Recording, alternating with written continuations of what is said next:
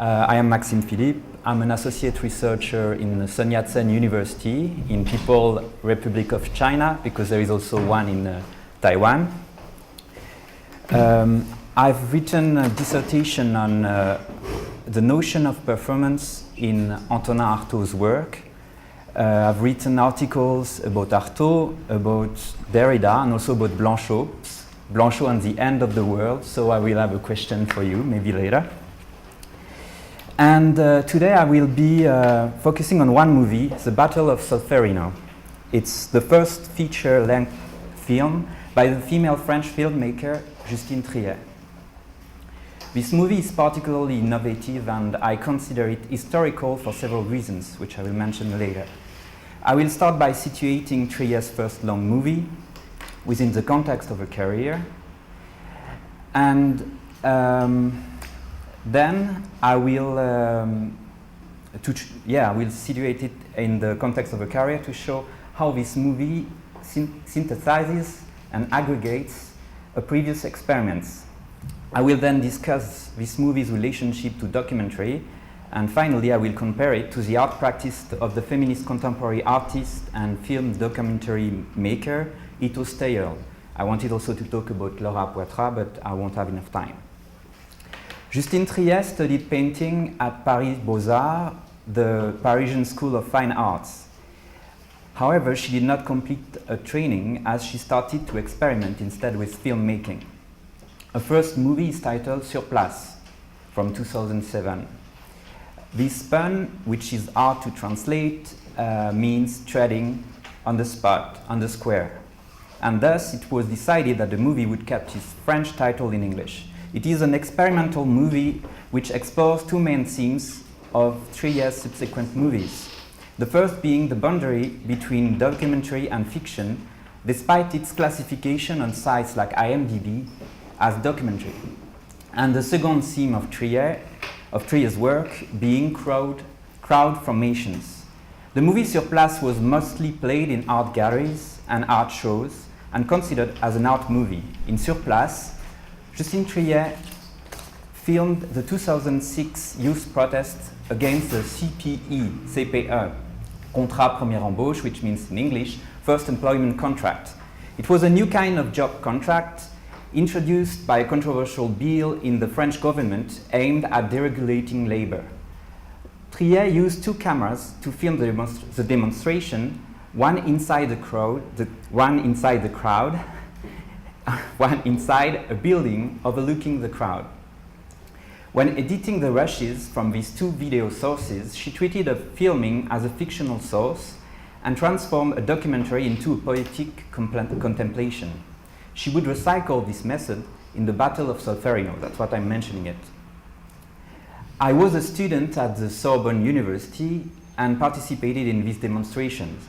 At the time, after a last-minute decision to suspend courses by the dean, some of the students were locked inside the university and decided to spontaneously stage a sit-in and occupy the buildings. I remember walking up the streets and seeing students shouting slogans from the dean's balcony, which was very striking. These demonstrations had an improvised, playful and cheerful character which Triet's editing managed to convey.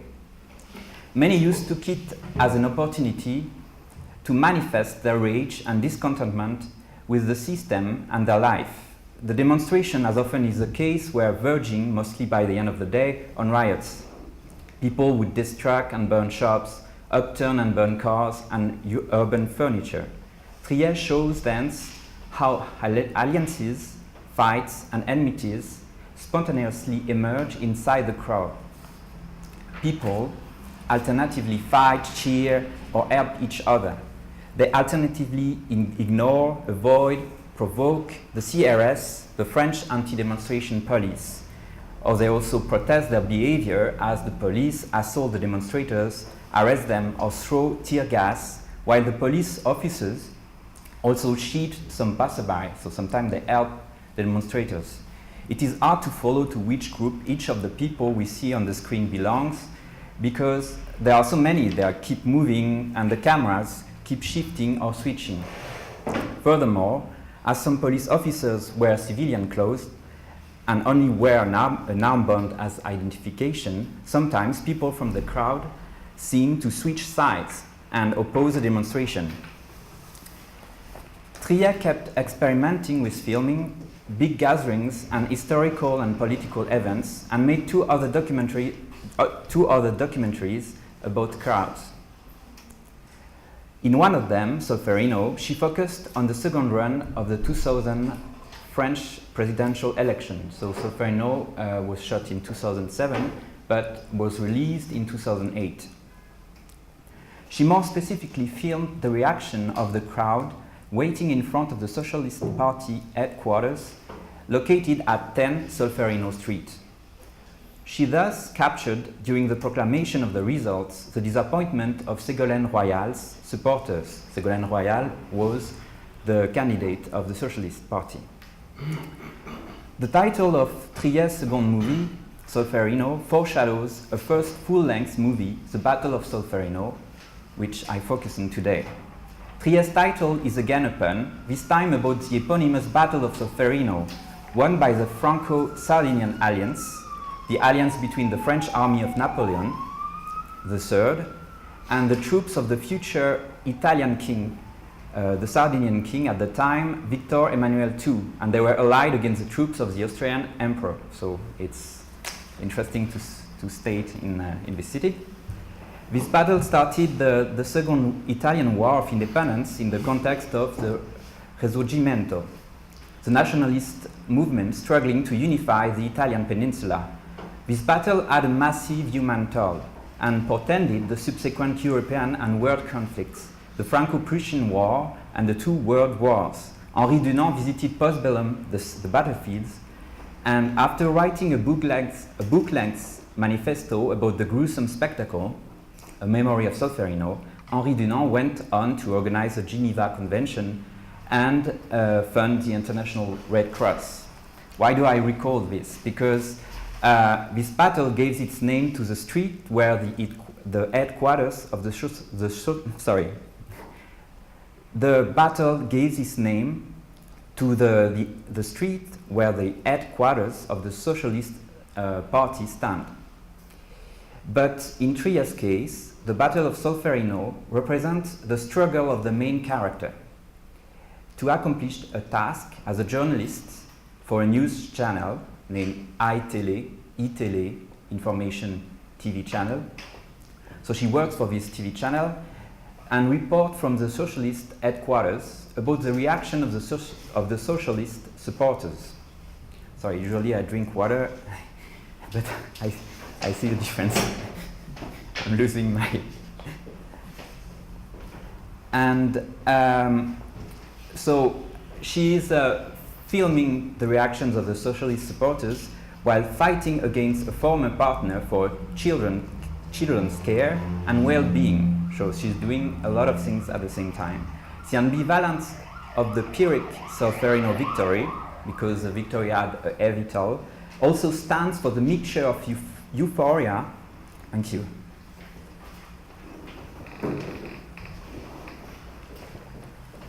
So the ambivalence of the Solférino battle, Solférino victory, also stands for the mixture of euphoria and disappointment facing the French people at the proclamation of the presidential election results in Triet's movie.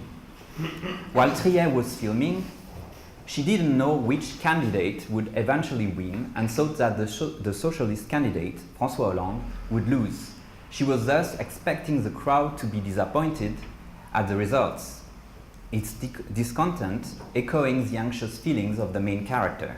But she had to flip sides and integrate the unexpected reaction of enthusiasm at the socialist candidate's victory into a movie. The cheerful crowd ended up offering a contrasting backdrop to the struggle of the main character and a fight with a former partner. So I will show a short extract from the movie.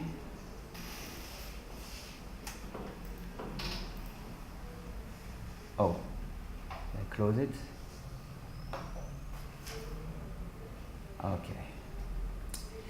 Sorry, I close the movie.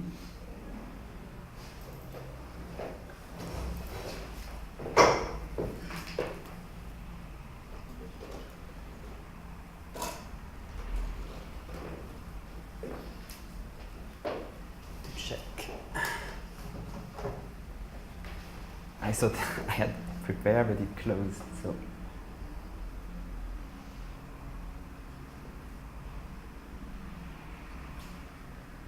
Just need a minute.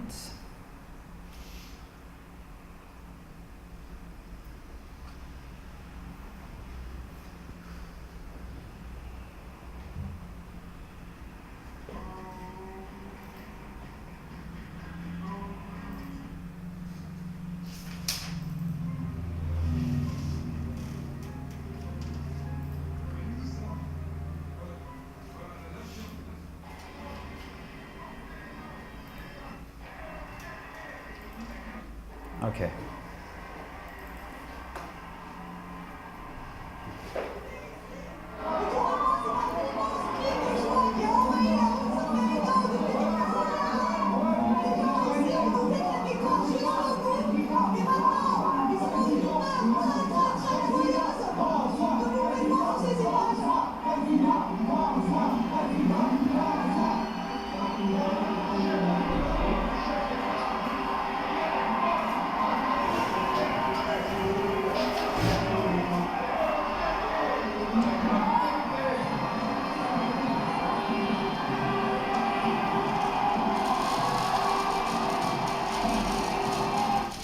So, in fact, I wanted to show an earlier bit, but it's a good example showing both the journalist while she's reporting about the action, and as you can see, this character who is leaving and she's talking to him while he's leaving is a partner.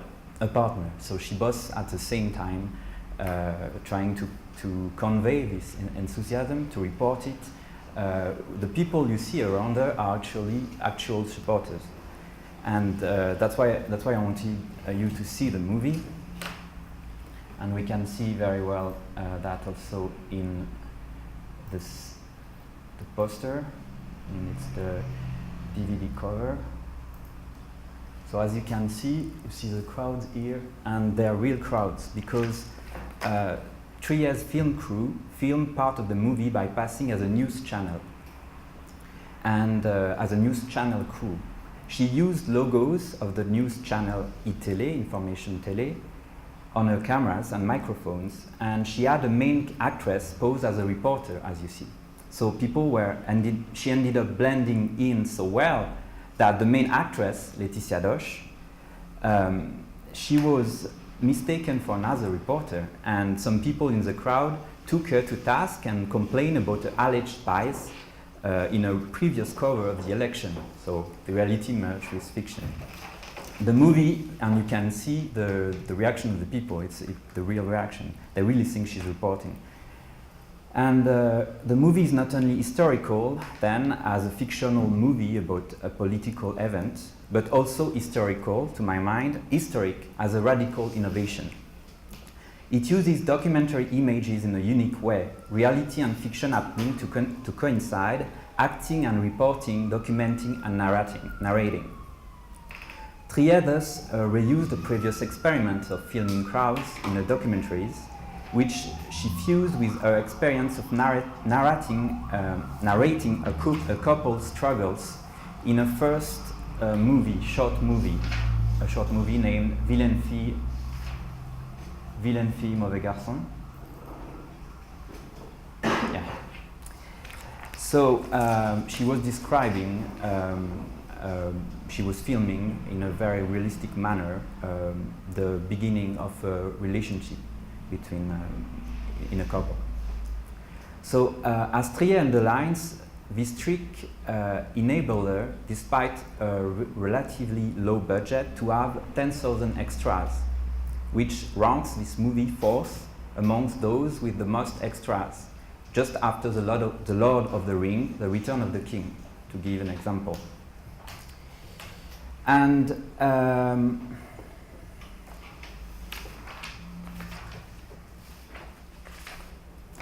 yes, so it would have been, without a blockbuster budget, it would have been otherwise impossible to represent realistically such a massive gathering. So blending the limits between documentary and fiction represent a way for an emerging woman filmmaker in a world still prominently masculine, at least in its representation and manifestations, as evidenced by the Cannes Festival, to bypass the financial and institutional limits to a project, to accomplish a goal and to emulate male counterparts. This movie also represents a synthesis of all the previous experiments and a complementary approach to a first documentary sur place, the movie I mentioned earlier. As Triet comments in her interview, it's the first quote, "Usually I let fictional elements emerge from the reality. This time it was the reverse. I had to inject fiction into reality." Triet described a method as to put actors, it's a second quote, to put actors in the situation of an uncontrolled or rather unmanageable documentary. Try to translate it in English, but this word is not translatable. Ingérable. Triet's rendering of crowds highlights her artistic background and the institutional context of her first short movies as they were shown in art galleries. They belong to what Adam Kossoff, after Noel Birch's historical analysis of cinematic language, calls the GMR, gallery mode of representation. But as many such movies, they gesture to the poetic, as some aspects correspond to Birch's PMR, primitive modes of representation, the initial phase of cinema. Paradoxically, Triet's depiction of the crowd, using several moving and zooming cameras, recalls the crowd evolving in some of the Lumière brothers' movies, which were using only one static camera. Triet mentioned in an interview that After Hours by Scorsese is an essential reference for the structure of the movie. Despite the movie giving a similar impression of scattering, free-floating character, and improvised casual conversations, she also insists that a movie is carefully written, contrary to a certain strand of French movie. And I am interested in comparing the practice of Justine Triet with the practice of Ito Steuriol, so I will explain why. In one of her last movies, How to Be Seen, a fucking didactic educational, Ito Steuriol explains how to become invisible, that is to say, how to elude aerial surveillance by drones. This movie is both political as a manifesto to help the potential victims of the surveillance society protect themselves, technical but also parodic of such a tutorial, while critically emphasizing the urgency and absurdity of the present-day situation. And this movie is also poetic as it seems to realize the modern phantasm of becoming invisible. As Ito Steuriol recalls, the fetishizing of the real in documentary makes it a suspicious contender of the art world. As she underlines, documentary, at least as documentary preoccupied with the question of authenticity and transmission of the living aspect of the life itself, develops in parallel to the colonial and imperial regimes. Eventually, Steuriol's essay suggests that such documentary devices laid the groundwork for the implementation and ideology of surveillance society at the end of the 20th century, early 21st centuries. The kino eye, I'm quoting Ito Steuriol, as an accomplice of obscure life ideologies, effectively becomes an uncanny creator, an inventor of populations, types, and ideals.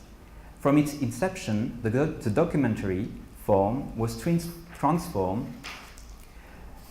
by production of knowledge and truth into a potent tool of police control and surveillance, as well as of ethnographic categorization and subordination of populations.